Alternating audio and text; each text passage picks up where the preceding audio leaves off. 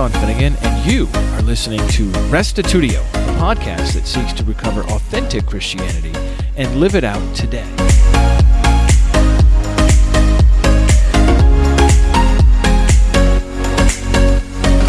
Freedom and morality are two interrelated concepts that, let's face it, everyone has an opinion about. From a Christian perspective, we limit our freedom based on our received moral code. We believe that the restrictions the Bible provides us are for our good. They are not the result of a capricious deity's arbitrary or stifling whims. In fact, we believe that the limits God places on our freedom lead to the best human flourishing available in our fallen world.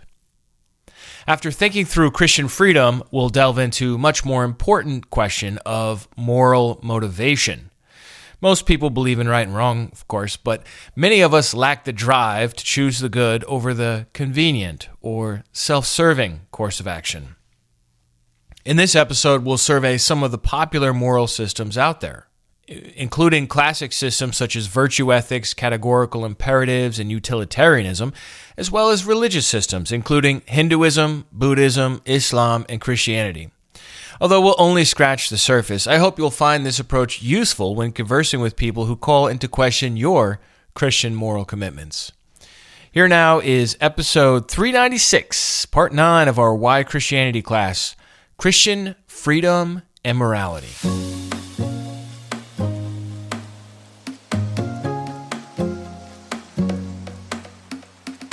Tonight, I want to begin by talking about freedom.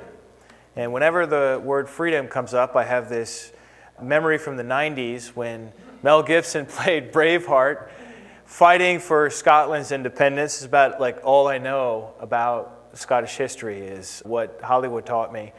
So there's this amazing battle scene in this movie. Probably wasn't historical, but I don't care. It makes the point just so well, where William Wallace comes in and says, "I am William Wallace, and I see a whole army of my countrymen here in defiance of tyranny. You have come to fight as free men, and free men you are. What would you do without freedom? Will you fight?" And then a veteran soldier pipes up and says, "Fight? Against that? The army they're facing is way bigger." "No, we will run, and we will live." And then this is the epic moment in the whole movie where Wallace says, "I fight and you may die. Run and you'll live, at least for a while. And dying in your beds many years from now, would you be willing to trade all the days from this day to that one for one chance, just one chance, to come back here and tell our enemies that they may take our lives, but they will never take our freedom?" And everybody cheers, and then they go, they march, and they fight the battle. Just gives me chills even thinking about it, right? I mean, we love freedom in the United States, right? Freedom is a good thing. It's our Statue of Liberty stands for freedom. It's autonomy, independence, liberty, self-determination. And yet, freedom even today has become really an ultimate good in some senses. It's become the last heroic story we have left. Postmodernism, the acid of postmodernism has wasted away really all the other heroic narratives and left for us only the one of self-discovery and freedom. It's the baseline cultural narrative today. But there's also a dark side to freedom. There's a really dark side to freedom. In August 12th, 2017, 6 white supremacists beat protester DeAndre Harris in Charlottesville, Virginia, with metal pipes. He suffered an injured knee, a fractured wrist, a spinal injury, a laceration in his head, and was repeatedly knocked unconscious. Later that day, during the Unite the Right rally, protesters arrived with Confederate flags, a Nazi flag, sticks, clubs, body armor, and semi-automatic weapons. Approximately 500 protesters and over 1,000 counter-protesters shouted at each other and threw things at each other. 14 people were injured in street fighting. At 1:45 p.m., a man drove his car into a crowd of counter-protesters, injuring 19 and killing 1. And then later that same afternoon, a Virginia State Police helicopter monitoring the riot suddenly crashed 7 miles from the airport, killing 2 state troopers. So here's the question, just looking at that one incident from recent history, what happens when freedoms collide? I mean, can we say that those white supremacists who beat up that man, that they were expressing their freedom?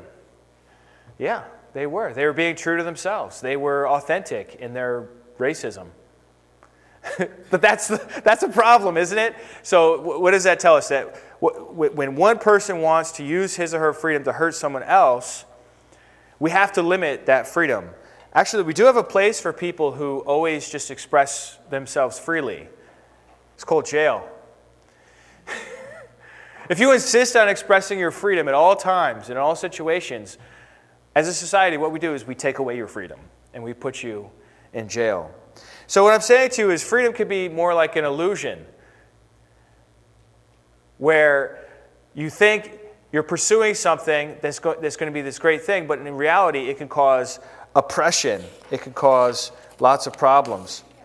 So in Christianity, the way that we understand freedom, the way we understand morality is that Jesus gives us this really simple, just boiling it all down to two main principles. And we find this in Mark 12:29, where Jesus answered, the most important is, Hear, O Israel, the Lord our God, the Lord is one, and you shall love the Lord your God with all your heart, with all your soul, with all your mind, with all your strength. The second is this, you shall love your neighbor as yourself. So the first one is God, and the second one is your neighbor. There is no other commandment greater than these. So that's a really simple explanation for morality. I mean, obviously there are situations where it can be more complicated, or it can get complicated. You can ask the question, well, what does it mean to love in this situation? But these are the guiding posts, or the guiding principles for Christian morality. Love God, love people. So that'll help you avoid beating people with metal pipes, right? Because it's not loving to beat somebody with a metal pipe or other kinds of activities that would be hurting people. But it's stronger than that. It's not just don't hurt people. It's work for their good, act for their good, which is what love is. So then we get to the second question, and this is a question that I'm interested in. I'm not as interested in the question of what does it mean to be moral, or what is the right thing or the wrong thing in a situation. I think by and large, most situations are pretty easy to understand. And we generally know the difference between right and wrong. Generally. I mean, obviously there's some cases where it's complicated. But the question that I'm really interested in is, why? Why should I do the right thing? And I think Christianity provides an excellent answer to that. Actually, a very multidimensional answer to that. And so what I found is 5 biblical reasons to do the right thing. The first up is the fear of God. The second is duty. Then personal or communal benefit/detriment. That's basically the idea of self-interest. That there are some situations that if you do the right thing, it'll go well for you or your community. Number 4 is love. And then number 5 is the prophetic witness, which I get all excited about that one. But what I want to do then is look at each one of these 5 biblical reasons. I've got just a verse or 2 on each. Obviously, I can't be thorough. I've got 23 minutes left, and I want to get through these 5 points. And then I want to look at the main competitors to Christianity, including Islam, Hinduism, atheism, Buddhism, and look at how they talk about morality, how they think about the question of motivation, like why should I do the right thing, and show you how Christianity is different from all other world religions and world views on this subject. And I'll give you a little answer ahead of time, a little cheat or a little hint. It has to do with Jesus, because as Christians, we're the only ones that have Jesus, okay? So we'll get to that in just a minute. But here are 5 biblical reasons to do the right thing. There could be more. These are just the ones that I have found in my research. So first up is fearing God. We find this in Deuteronomy 6, where it says, "Now this is the commandment, the statutes, and the rules that the Lord your God commanded me to teach you, that you may do them in the land in which you are going over to possess, that you may fear the Lord your God, you and your son's son, by keeping all his statutes and his commandments, which I command you all the days of your life, and that your days may be long. So you see how it works there? The commandment is that they're going into this land. He wants them to fear him. Moses is speaking. He wants them to fear God by keeping all his commandments. Sometimes people in our cultural moment today will look on this negatively and say, oh, that's fear-based obedience. Well, yes, it is, but not to give too much away about my home life, but I just used this strategy not even an hour ago on one of my kids, and it was the most effective way to deal with that situation. There is such a thing as having love and fear at the same time. So God has commanded it. It's really simple. God has commanded it. God has authority, so we obey. That's one basic sense of motivation for doing the right thing. All right, number 2 is this idea of duty. We find that in the last couple of verses of Ecclesiastes. 12:13 says, "The end of the matter, all has been heard. Fear God and keep his commandments. This is the whole duty of man." It's what we're expected to do. It's our responsibility. Our responsibility is to do his commandments, to keep his commandments. Or, if you want a New Testament version of it, Luke 17:10, Jesus says, "So also when you have done all that you were commanded, say, we are unworthy servants, we have only done what was our duty." And so this is the idea that it's my responsibility to do the right thing, so I'm going to do the right thing. I'm going to do the right thing because it's the right thing to do. Right? It's just a simple duty-based principle. Then we get to number 3, which is the whole idea of self-interest, right?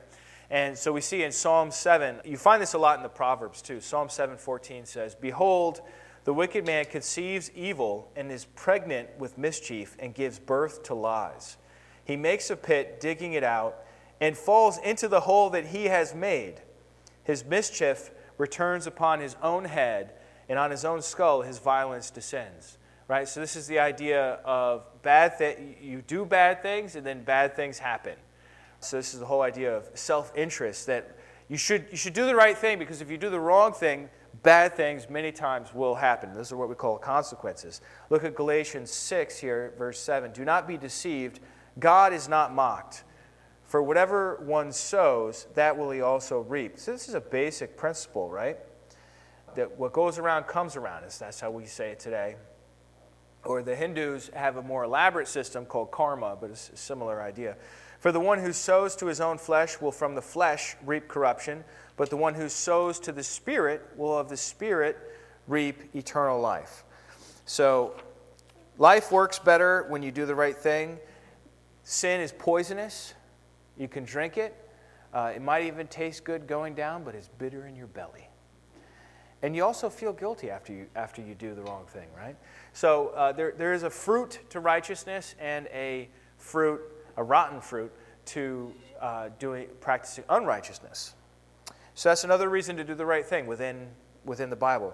Then we have number 4 here, which is probably the one that we would go to most often and is most often preached, and that is the idea of a love response to God. And 1 John 4:9 through 11 says, "In this, the love of God was made manifest among us, that God sent his only Son into the world so that we might live through him.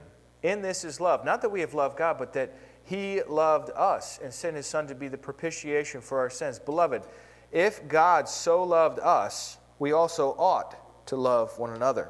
God has done so much for us. We should feel overwhelmed with gratitude and thankfulness, and then therefore want to serve God and do what he says is right. And this is the idea of a relationship. This is a very relational way of thinking about it. If you're in a relationship with somebody, what do you want to do? You want to find out, well, what is this person like? What kind of things do they like to do? And then you want to do those things with them, right? And you want to give them maybe a present, but you wouldn't give, say, somebody that you know doesn't like bowling, you wouldn't give them a bowling ball, because that's not really something that delights them, right? So you want to do the work to find out, okay, well, what does this person like? And then you joy in delighting your boyfriend, girlfriend, husband, wife, whatever, the person you're in a relationship, or a friend. So if God so loves us, we should be motivated by that love to love him back. And the chief way we do that is through obedience.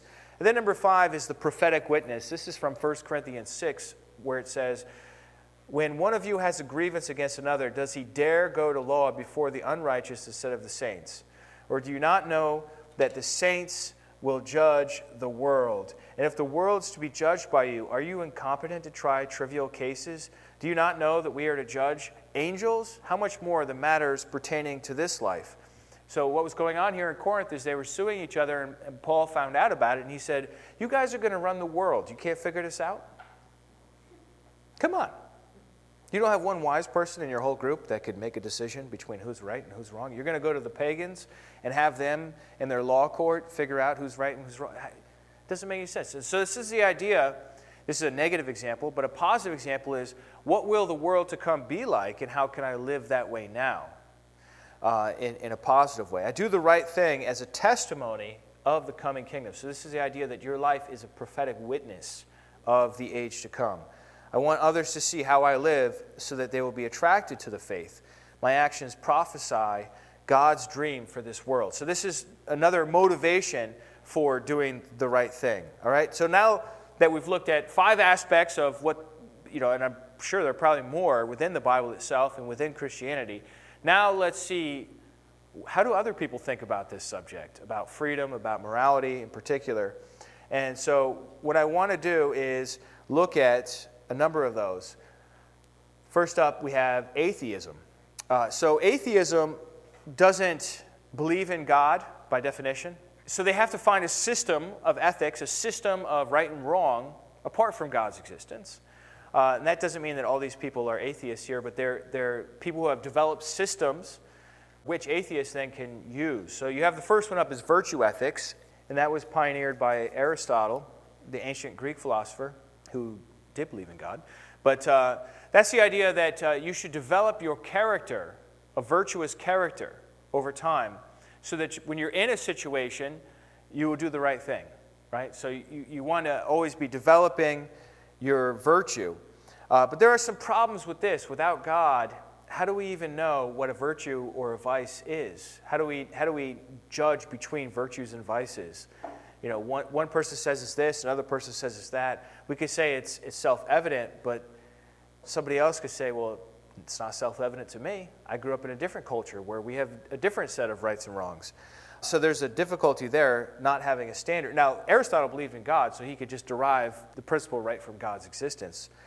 Then you have the deontological ethics. This is duty-based ethics, which Christianity also has. I mean, it's not like these things are distinctly atheistic. It's just these are systems that atheists have developed in a certain direction. So deontological ethics is the idea that you do the right thing because it's the right thing. It's a duty. And the most famous person who talks about that was Immanuel Kant, who has this idea of the categorical imperative. You can impress your friends with that one. Categorical imperative. And that's basically the idea that you should act in accordance with that maxim through which you can at the same time will that it become a universal law. So the idea there is, why should you tell the truth, Bill? Well, Bill should tell the truth because it's a universal truth that everyone should tell the truth, so Bill should tell the truth. It's a categorical imperative. It works as a universalizable principle. You could exclude bad behavior on the basis of, that wouldn't work if everybody did that, right? So like if Dan steals from the store, well, we wouldn't have stores anymore if everyone stole from the store, so therefore stealing from the store is wrong. So that's this whole concept of Immanuel Kant. But this has some problems too. I mean, who lays this duty on us? Why should I do that? Why should I always do the thing that works for everyone? Why shouldn't I just be selfish, right? There's no God. There's no one in my society that has authority to tell me that I have to do this all the time. Why shouldn't I just act for what's good for me? And that brings us to the last one here, the teleological ethics. John Stuart Mill I put as an example of that. This is the idea of looking at the consequences. This system is also called consequentialism or utilitarianism. And that's the idea that an action is morally right if the consequences of the action are more favorable than unfavorable to everyone. So that's utilitarian ethics, the idea that the greatest good for the greatest number is always the right thing. So you might actually do a bad thing, but if it has a good result for most people, then it's considered the right thing. So it's very, very much in contrast to virtue ethics and deontological ethics. But how do you know what is the greatest good without some sort of standard to figure that out? And why should I always put others ahead of myself? So let's think of the life raft example. Let's say there's a heavy person in a life raft, and then there are two lighter people. So does that mean that we should pick up the heavier person and throw them overboard to save the two lighter people? Now, what if those lighter people are also serial criminals? You know what I mean? Like, how do you really figure this thing out? There are some real moral quandaries there, and you can easily justify moral outrages. The best example of the problems with utilitarian ethics is the TV show 24, if you ever saw that back in the day, Jack Bauer. I mean, he's always in a situation where he has to do a bad thing for a good reason, and he's killing people and cutting off limbs left and right, and it's just like, wow, this is not a good ethical principle. All right, so that's atheism. Let's look at some of these other isms. We have Hinduism. How do they handle right and wrong? Well, there's karma, right? What goes around comes around. And karma's not bad. It's like Jesus' golden rule. As Dale Tuggy says, world religions don't get to be world religions if they don't have anything useful and helpful in them, right? So Jesus' golden rule is in Matthew 7:12. It's whatever you wish that others would do to you, do also to them, right? That's the golden rule of Jesus. So karma is pretty similar to that, but it's all tangled up with this idea of the life cycle, where you have life, death, and rebirth, so that if you're good, then good will happen to you, either in this life or in the next. But there are some problems with this too. First of all, there's no evidence that rebirth actually happens, and that's because you don't retain any memories from your previous life, apparently, unless you have a different experience than I do. I'll just speak for myself. I have no memories of any previous lives. So for me, there's no meaningful sense in which I have experienced a rebirth. So if I get, let's say I'm just a lousy person and I just like make fun of handicapped people and I cheat and I lie and I commit adultery and I just have a wonderful life, right? Just good things I'm a rotten scoundrel and good things keep happening to me. I get promotions at work and I win the lottery and just everything good happens to me. I end up with like a spouse that just forgives everything I do, no matter how bad I am, and I die a happy person, right? So how does Hinduism deal with that? They say, well, in your next life, you're going to have some bad karma, right? So then you're going to be like a lower level person in the world, maybe an animal. Maybe you come back as an animal. That's even worse. And then look on the flip side. So think about the moral motivation for that. You know that it's the next life. You're like, I'll worry about that in the next life. I'm enjoying this life now, right? So you can excuse a lot of moral misbehavior. Or on the flip side of it, let's say bad things keep happening to you. You say, well, why should I do good? Because I'm not going to benefit from that now anyhow. So this can end up degenerating into blaming the victim.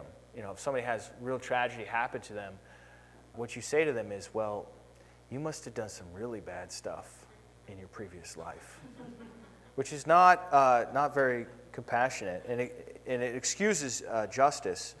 All right, then we have Buddhism, and again, this is just surface level. I'm sure there are much deeper understandings that are out there and that we could get into, but I'm just surveying here. Buddhism says life is suffering. Suffering results from cravings and desires. We must strive to eliminate these by the Eightfold Path. The Eightfold Path is right view, right intention, right speech, right action, right livelihood, right effort, right mindfulness, and right concentration. Good luck writing that down. It's available on the internet. Eightfold Path, believe me, it's there. And so Buddhism is all about denying yourself pleasure, denying yourself desires of your heart. It's a sort of asceticism, that's the technical term for it, where you're always denying yourself pleasure, living without fulfilling your desires. But this really exchanges one form of suffering for another, right? I mean, the initial principle, the starting place of Buddhism is life is suffering. That's the problem. All right, so our solution is to avoid all desire and attachment. but that itself is a life of suffering. Right?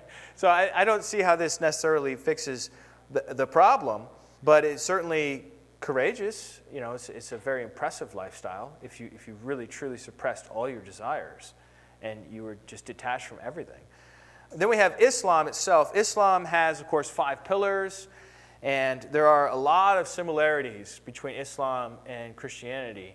I've just been reading the Quran over the last couple of days, and it's like amazing how many tie-ins to the Bible the Quran has in there. Like direct references back to biblical situations that happened. Islam has the creation. You remember the 4 main stages of the Christian meta-narrative? You have creation, fall, redemption, restoration, right? So Islam has creation, right? They believe God created the world, very similar to the way Christians and Jews do. Then they have a fall as well. They have Adam and Eve and a fall. And then they also have restoration. That's this Yom al-Qiyamah, which is a day of resurrection and judgment. And you earn your salvation, essentially. You do more good deeds than bad deeds, and this is not an idea that's unique to Islam. A lot of religions, even karma, if you think about it, is works-based salvation, isn't it? You live well, and then you get the better afterlife as a result of it.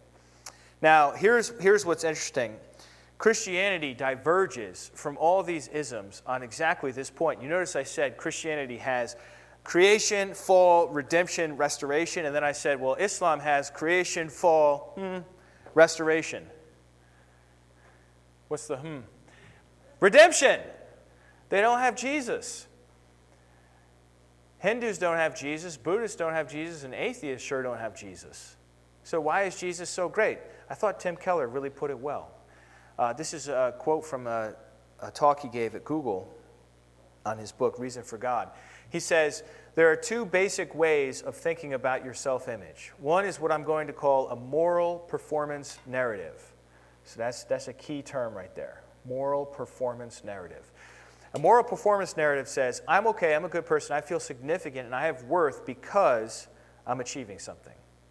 So if you're a liberal person and you feel like, well, I'm a good person because I'm working for the poor, working for human rights, and I'm open-minded, you can't help in a moral performance narrative where your self-image is based on your performance as a generous, liberal, activist person. You can't help but look down your nose at bigots. You can't help but feel superior to bigots. On the other hand, what if you're a traditional religious person and you go to church, you read your Bible, you go to synagogue, you read your Bible, or you go to the mosque and you read the Quran? You're working hard to feel good and serve God. Now, in that case, you have to look down your nose at people who don't believe in your religion. They're just not being as good as you are. Maybe you're just a secular person. You're a hardworking, decent chap. You can't help it.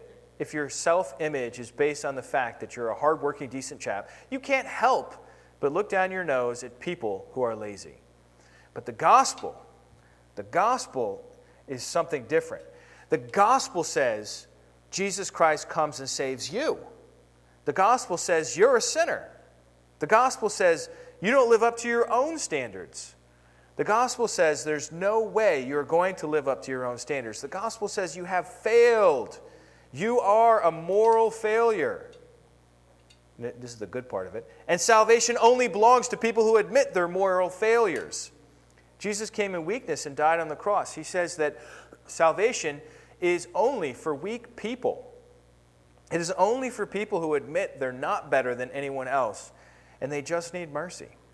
If you have a grace narrative, so this is the distinctly Christian idea here, if you say, the reason I can look myself in the mirror, the reason I know I have significance is because Jesus died for me. I'm a sinner saved by grace. If you say that, then you can't feel superior to anybody. I've got a Hindu neighbor in my apartment building, and I think he's wrong about many things, but he probably is a better father than me. He could be a much better man. Why? Aren't you a Christian and he's a Hindu? Don't you think you have the truth? Yeah, but here's the truth. The truth is I'm a sinner, and I'm saved by grace. I'm not saved because I'm a better man. I'm saved because I'm a worse man, really. That distinctive mindset that says, I can't save myself. My hands are dirty. I cannot clean myself. Sin has infected me. I need someone from outside to heal me, to bring salvation to me. That is distinctly Christian. That is a distinctly cross-shaped idea that God, through his mercy, sent his Son to die for our sins so that our sins could be washed away. But then the question comes in, okay, Mr. Christian, salvation is by grace, by faith alone, so what's the point in doing the right thing? What's the point of morality? You're saved apart from morals, right? So there's the rub, right? Well, it's interesting. The way we think about morality is different. The way we think about morality then is not that it's for salvation, but that it's post, it's after salvation. It says, now that we've been saved, what have we been saved to? To live a different way. And so what we believe is that God has given us boundaries for our good. And it's just like a tomato plant. I love this analogy. You have a natural tomato plant. It grows those big tomatoes, and what happens? The branch gets heavy. Some of those tomatoes rest in the soil, and before long, you got rotten tomatoes. And then, if you take that same plant and you stake it, restricting its freedom, what does it do? It produces way more. And they're not rotten, because they're not on the ground. So this is a good analogy for us to think about morals. Why does God give us morals? Why does he give us certain things that are right and wrong, certain kinds of principles to live by? Why does he do that? It's because he's our designer. He made us, and he knows in which ways, in which restrictions, and which other freedoms humans best flourish. And so he knows best, and we trust that he's a loving Father and that he knows what he's doing. And then we obey him, and we obey him for all different kinds of reasons. I did a Facebook survey. I got more answers than I could shake a stick at. It's just this one said this one said that. People have all different kinds of reasons.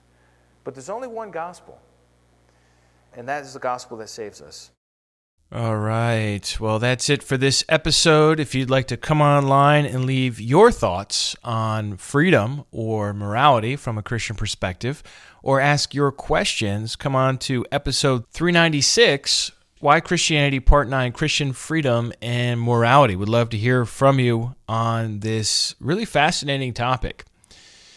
Also, just wanted to let you know that the UCA, that's the Unitarian Christian Alliance Conference, is now scheduled for October 15th to the 17th, 2021. That's going to be in Tennessee, just north of Nashville.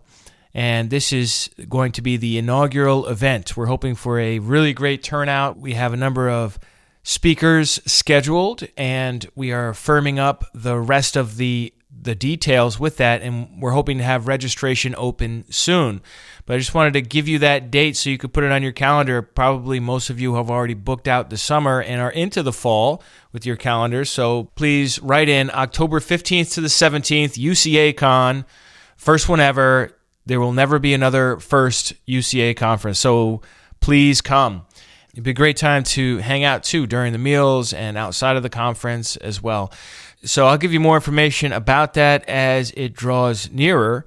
But just a little teaser about what I'm thinking about presenting at the conference is on the subject of subordinationism and looking at the inequality between the Father and the Son and exploring that from a biblical and church history point of view. And it was interesting because I had asked the question on a very popular Facebook group, why do people believe in the co-equality of the Father and the Son? And I was surprised that the only text anyone brought up was Philippians 2. And considering that this is such a disputed text and that ontology, unless you're reading the NIV, is almost certainly not in view, that expresses the weakness of the evangelical case. Of course, I think they do have some other texts on the equality side, maybe John 5, John 10, but those are easy to handle within their own context. So stay tuned for more on that. I'm in the research phase right now, but hoping to have something really polished by the time October comes around. And it's always good to get into the journal articles and the technical monographs and so on to do this kind of research, which I tend to do one project a year like this because of my pastoral responsibilities. A lot of what I do is very practical, very pragmatic, and administrative. But I do get to do one scholarly article a year, and so I'm just so excited to delve into that world once again. Thanks, everyone, for listening in. If you'd like to support this ministry, you can donate at restitutio.org. We'll see you next week, and remember, the truth has nothing to fear.